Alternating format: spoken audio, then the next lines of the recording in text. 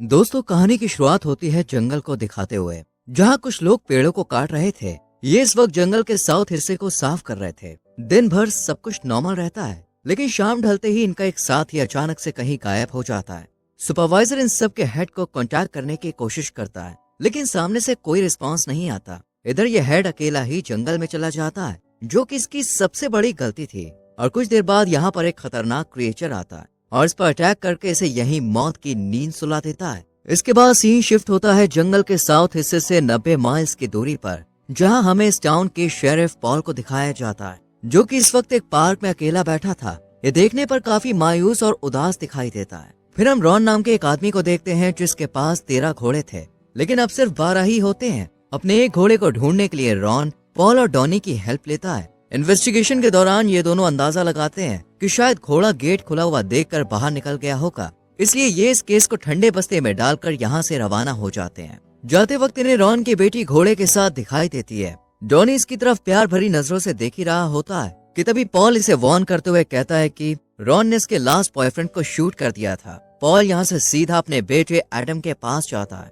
Paul की wife का नाम था सूजन। दोनों किसी रीजन से एक दूसरे से अलग रहा करते थे। सूजन अपनी माँ के घर रहती थी। पॉल एडम को अपने घर ले जाता है और फिर डिनर बनाने लगता है। इसी बीच एडम पॉल से पूछता है कि मम्मी आपके साथ कब रहेंगी। इस पर पॉल बड़ी उदासी से कहता है कि अभी हम दोनों को ही वक्त लगेगा। अभी ये दोनों बातचीत कर ही रहे थे कि इतने में पॉल को घर में किसी के होने की आहट महसूस होती है। पॉल जब चेक करने जाता है तो वहाँ कोई नहीं होता। ये देखकर पॉल बेफिक्र होकर अपने बेटे एडम को सुला देता है और खुद भी सोने चला जाता है। अगली सुबह जब डॉनी पॉल के घर आता है तो बाहर किसी जानवर के पैरों के निशान बने होते हैं। ये देखकर पॉल भी कंफ्यूज हो जाता है। जब ये दोनों इन फुटप्रिंट्स को फॉलो करते हैं तो ये निशान पूरे रोड पर बने हुए होते हैं और जंगल की तरफ जाते हैं। जंगल में पॉल और डॉनी को कुछ अजीब निशान भी दिखाई देते हैं। पॉल इस बारे में फॉरेस्ट डिपार्टमेंट से पूछताछ करता है और फॉरेस्ट डिपार्टमेंट के लोग इसे बताते हैं कि वो ना तो इस जानवर के बारे में कुछ जानते हैं और ना ही उन्होंने इससे रिलेटेड कुछ सुना है। ये फुटप्रिंट एक मिस्ट्री बन जाते हैं,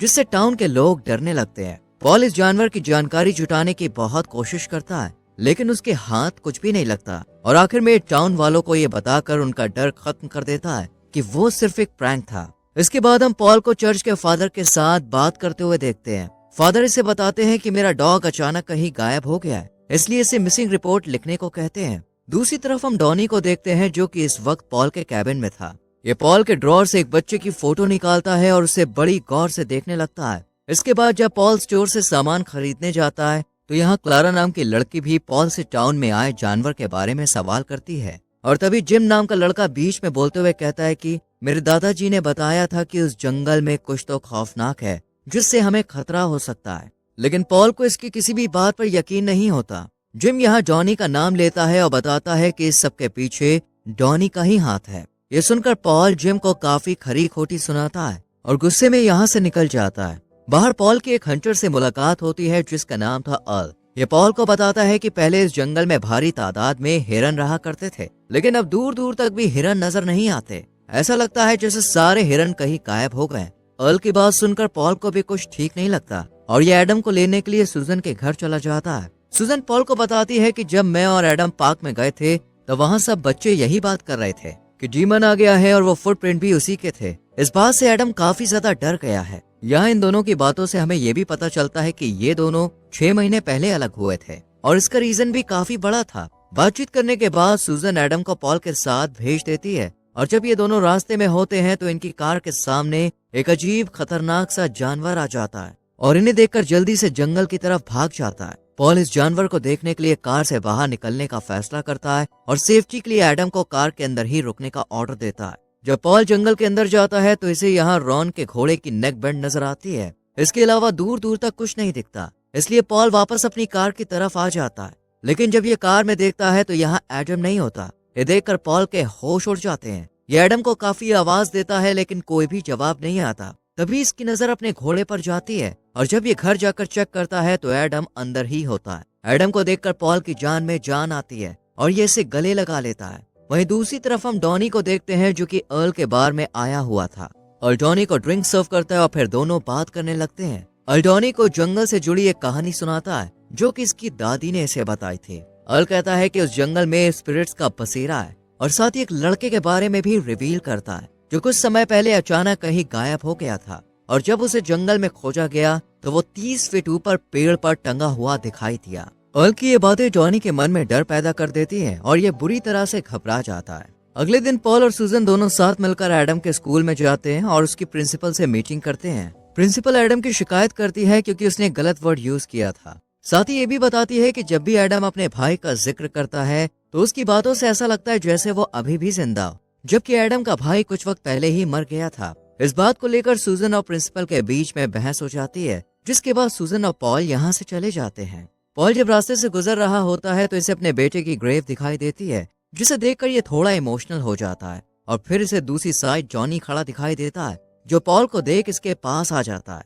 कुछ ही मिनट बाद इन्हें कुछ अजीब सी आवाज सुनाई देती है और जैसे ही ये आसमान की तरफ देखते हैं तो इन्हें लाखों की तादाद में बर्ड्स उड़ती हुई दिखाई देती है, जिन्हें देखकर ये दोनों काफी घबरा जाते हैं। पॉल डॉनी को बताता है कि अर्ल ने खुलासा किया था कि वाइल्ड लाइफ खत्म हो गई है। इसका मतलब ये है कि वो सारे पक्षी भी जंगल छोड़कर भाग रहे थे।